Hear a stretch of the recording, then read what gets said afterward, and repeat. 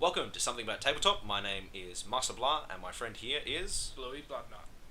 Bluey Bloodnut. Yeah, that's how cool I am. Definitely. We are Something About Tabletop.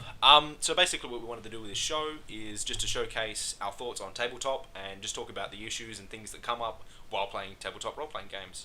And of course the fun in it, because it's a very, very, very addictive hobby, as most of you will probably know. Takes over PC role-playing games. Yeah, of course, yeah. And if you're not into games, then hopefully we can get you into the game, because that's cool. We come from a number of backgrounds, typically Dungeons and Dragons and Pathfinder. Personally, I haven't played 3.5 much, but I haven't even played 4th edition. I've mainly played Pathfinder and recently 5th edition, which I'm loving. I started out with Shadowrun, which was a very hard game to start. Yeah. A very hard game to learn at first, but I was a bit of an elitist with it. I didn't want to play Pathfinder because I just found it less technical. Yeah. Yeah. Which doesn't necessarily mean a worse system. This is especially prevalent with both of us really like 5th edition, the simplicity of it, but that's not what we're talking about right now anyway. So yeah, as you heard, I have played a large number of games. So Shadowrun 4th and 5th edition. I prefer 5th edition. 3.5, 4th, and 5th, of course, with the D&D 4th, do not like it, as most people do. But 3.5 is where I started out, and whereas I stayed for a decent amount of time before changing to Pathfinder. Then, after playing Pathfinder for ages, after a few group breakups, moved on to many different games, just trying them out. Shadowrun was one, Mutants and Masterminds, and Blade of the Iron Throne, and just other like custom game settings on like TG and stuff like that. Yeah, well, we've even homebrewed our own kind of systems. Yeah. And they've been really exciting. I've really enjoyed them. Yeah, I think after Shadowrun, we actually started running own games, campaign worlds, mainly mine. I'm a DM, not usually a player. When I play, it's usually one-off sessions when players finally say that they want to do it, and then they don't, because they can't be bothered anymore. Bluey, on the other hand... I'm normally always the new guy. Like, everyone's been playing it for a few sessions, and I'm like, I like the sound of this, I'll join in, and I come in knowing nothing because I don't read the books. Luckily you have a decent memory though, otherwise I'd punch you in the head. Yeah, it was hard, especially with Shadowrun. My first character died 3 times. Yes, one from a car bomb, a kraken, and an experimental plasma rifle. And an experimental plasma rifle. There you go, there's a life for you. Yep. Many burnt edges, if you know what that is. Yeah. Anyway, that's us. Now we're going to come on with our first topic. It's a pretty big one in role-playing games as a whole. That topic is metagaming. Whoa, no. So, what is metagaming? This was on Wikipedia. Pretty simple, decent layout, there we go. In role-playing games, metagaming is an out-of-character action where a player's character makes use of a knowledge that the player is aware of, but that the character is not. Pretty simple. Just like everyone does it, and they know someone who does it a lot, and it's really hard to stop. Yeah, so someone's read through the monster manual for Pathfinder. Oh, I know what this monster's strengths and weaknesses are, but would your character know that? No. Just things My like half-orc barbarian with 7 intelligence does not know what a banshee is. He thinks it's a thing I can hit with a thingy. And I do. Then I realise it's a banshee. Yeah, I immediately regret my decision. So our experiences with metagaming, I'm kind of a metagamer, what he was saying before, with knowing the rules very well. So, because as a GM, I know all of the monsters, and because I've GM'd for so long, I know all the cues that the GM does and all that kind of stuff, and it's hard not to metagame, and I generally try not to. I'm decent with role-playing based metagaming, so what would my character know, and I try to put that on the back foot. And what about you, Bluey? Well, I'm pretty good when it comes to facing foes, since I don't read the books, so I don't know all these monsters and all their strengths and weaknesses. So it's just a new experience every time. It's great. I envy you. Yeah. But one of them is roll a perception check. Yep. Everyone freaks out. Yeah. That's always going to happen. It's human nature.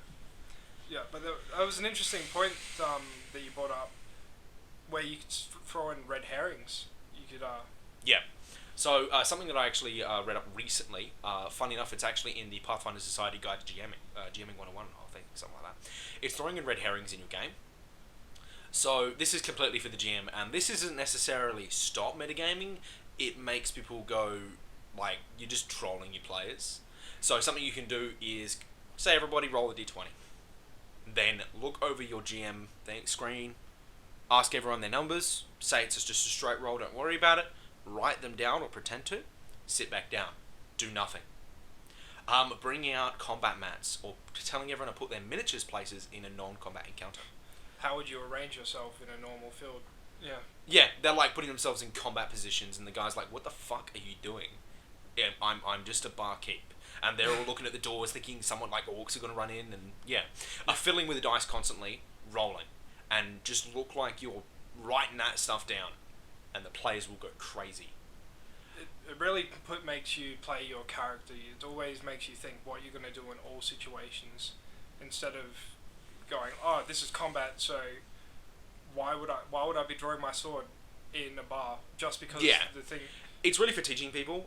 It's really for when you're really sick of it as a GM. I think using these tactics to go, hey, that's not what you do. It's not really for an experience. So it only works when metagaming's getting bad, and it's kind of a terrible way to teach a lesson. It's a great way to have some fun though as a GM to troll your players. It's time mandatory. That's what it is. Yeah, it does waste some time. That is the problem. Anyway, so different types of metagaming. Sure, they're all kind of doing the same thing, which is using outside knowledge, but there is combat-based metagaming, and this happens a lot, especially in organised play, like Pathfinder Society.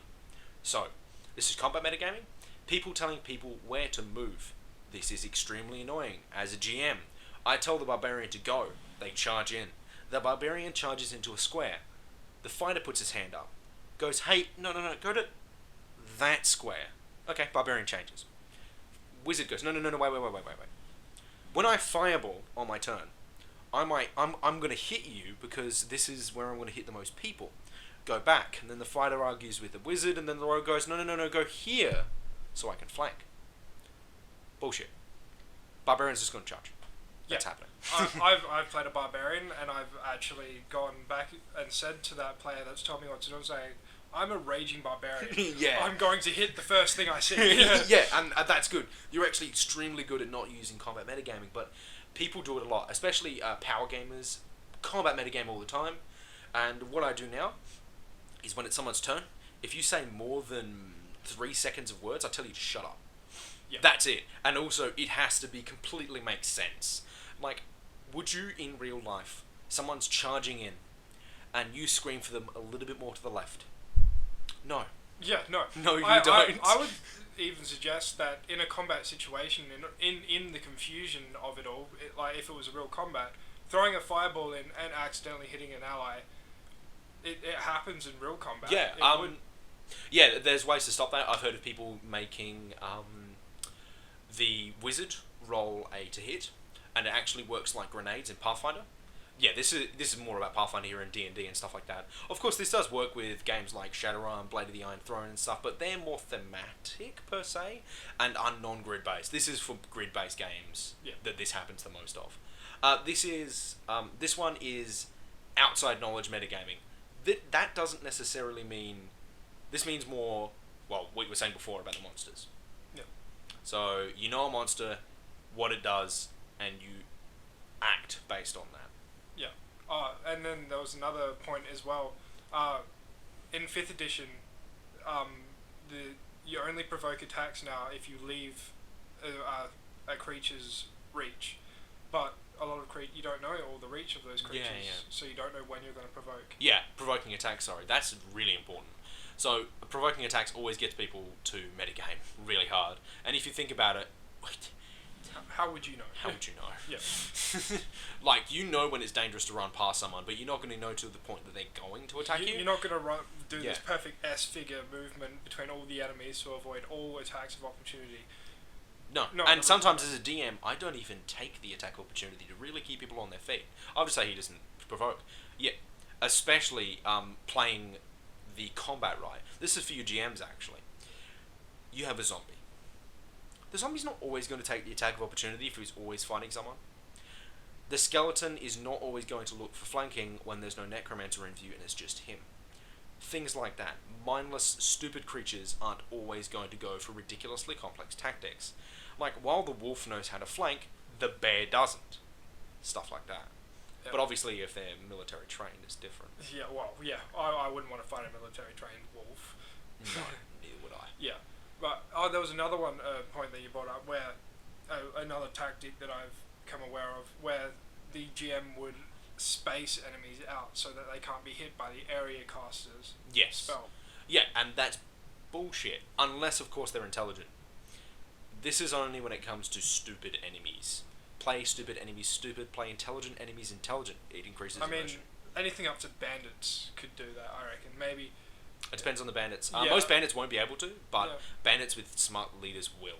Yes, but you got to keep that bandit in the. You got to keep the rule of 3 seconds of talk as well. So like, Yeah. he can't be barking orders out all the time. He's gonna be caught up. If he knows the enemies, if the party has a wizard with fireball, which is quite easily for him to know, like, he could just already tell them you got to stay spread out. But this doesn't happen all the time. Thankfully. Yeah. Also, not many people have fireballs all the time too. Yeah, that's a pretty high level spell, isn't it? Not really, no. We just never get that high. Yeah, we just keep stopping and starting campaigns. Yup. Oh well. Yeah.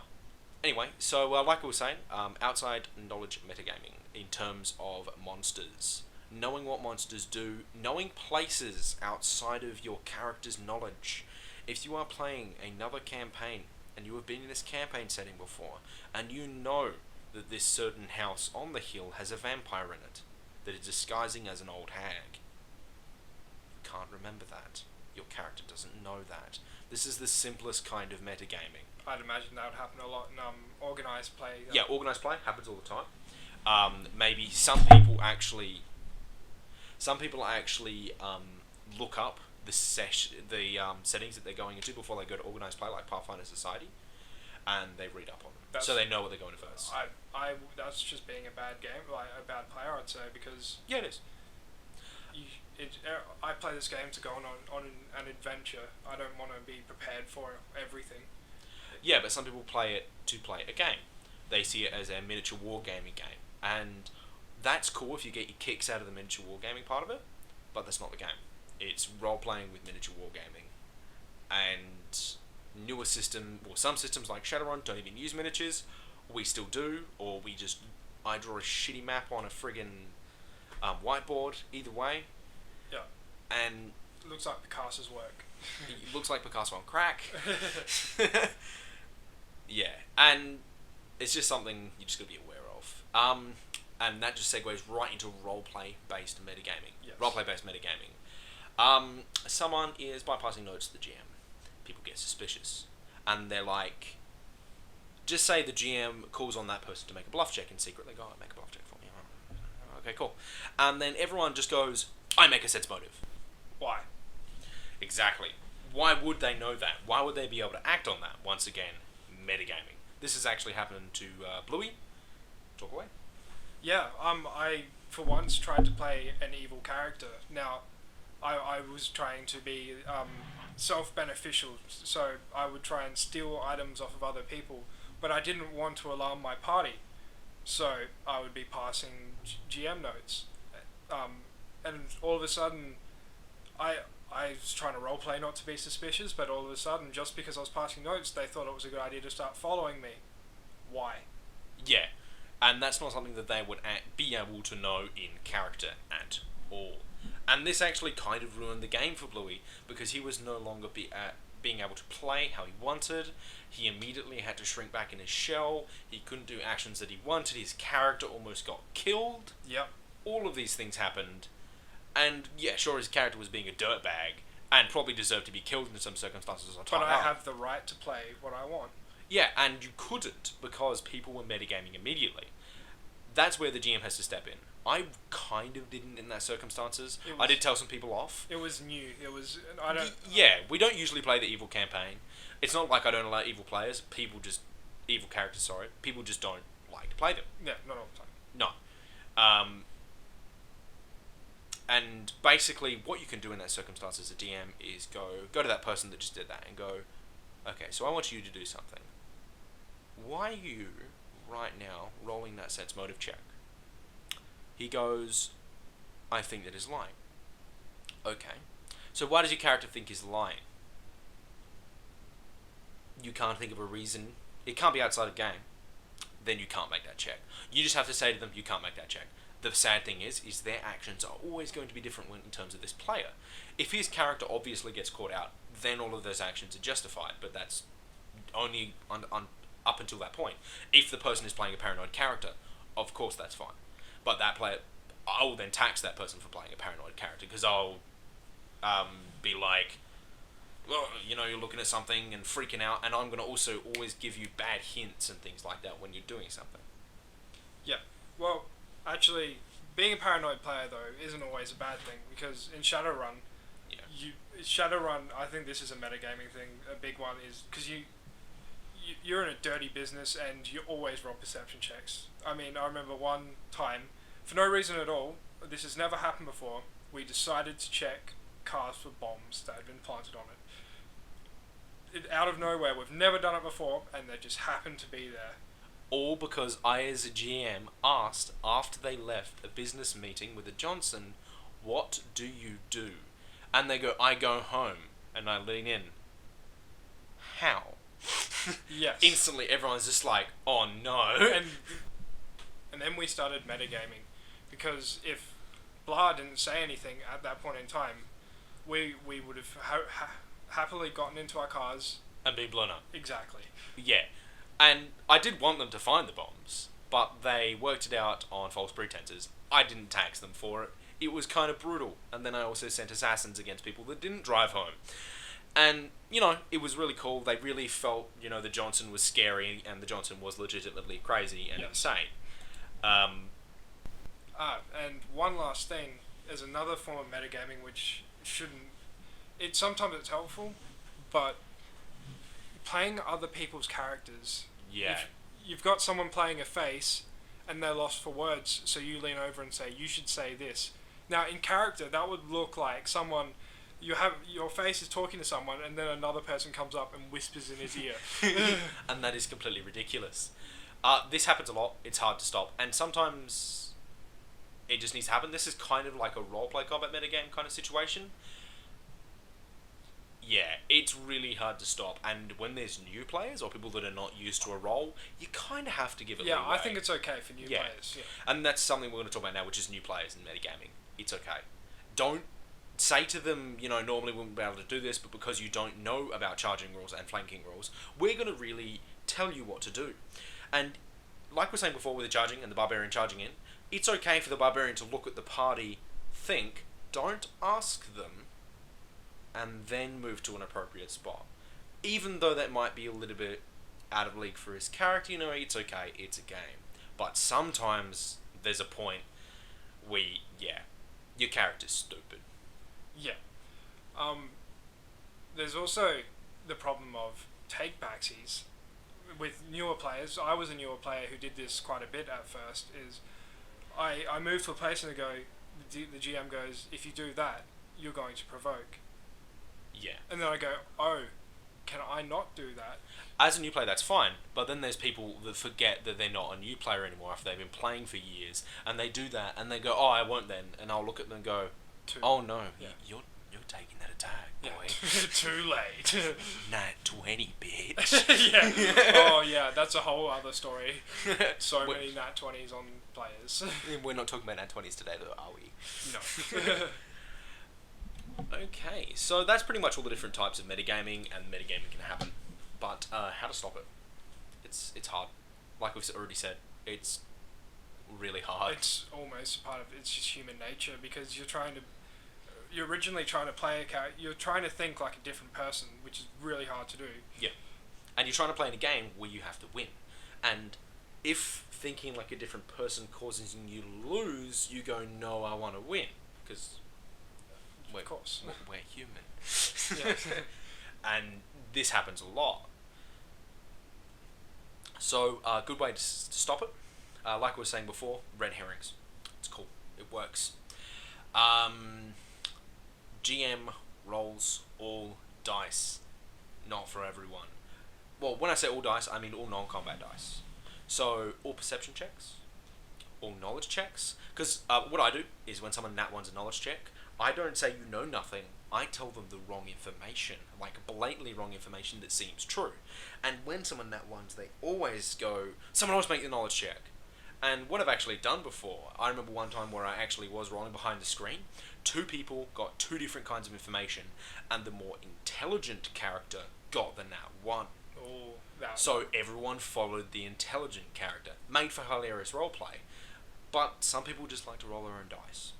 You can do this from a player by player basis, and just ask players who wants me to roll their dice. Yeah, you're all shit, and you metagame too much. Yeah. And some people do admit this, like, yeah, but it's not for everyone. And also, it's kind of time mandatory because the DM has to always ask you pluses and all this kind of stuff. It takes longer, but it makes it way more immersive. I am I'm pretty bad when it comes to when I roll a nat one in a knowledge check. I automatically tell everyone it's the opposite. But we wouldn't know. We wouldn't know. Yeah, and especially if the super powerful wizard who knows everything who got the nat one on the knowledge check says the wrong information. Why the hell would the fighter that got the lucky 20 be the one that they listen to? Yes. Because it sounds right, but you don't know. Just get better at it. So, learning what's metagaming and what's not. I think another one of probably the most obvious way of not metagaming is getting really immersed. And I think that's not just the player's job; that's the GM's job as well. GMs can metagame too. Yes. They GM them. They usually metagame the most. It's their job. Yes. Yeah. So ways to get immersed is obviously having a cool, fun character to play with, and really understanding who and what your character is. Really work in make an interesting backstory and something that you enjoy playing. I've come up with character ideas and I'm like, that's a cool character, but that's boring. I wouldn't have fun playing that. Like the Shadowrun sniper rifle man. He's really good at shooting his sniper rifle, but by God, he can't open a can. Also with that is just knowing your character's mindset, not just his backstory. So my character is stubborn, and so even if you roll a 15 on a knowledge check, right, or you roll that nat 1 on that knowledge check, you get the opposite information, and then the wizard, or whoever, says, no, you're wrong. You're stubborn. You're saying you're right. Well, sometimes it's hard, and yeah, of course. Some game systems, they don't necessarily encourage backstory so much, but what I really like about 5th edition is they force you to have some kind of background and character flaws. They give that to you. And that's a really good way to motivate people into immersing themselves. Yeah. It works. Then there is using notepads. Not obviously using notepads. Evil characters do it all the time. Rogues wanting to steal things, but do it more than what you normally would for normal mundane actions. This is kind of the red herring thing, but this is for players. So doing red herrings as players is fine, just to confuse your other players. It punishes people who metagame too much. It's great. It is great. Fuck those metagamers. But we are all of them too, and you are probably as well. But to one extent or another. I'm not saying all you people out there are metagamers.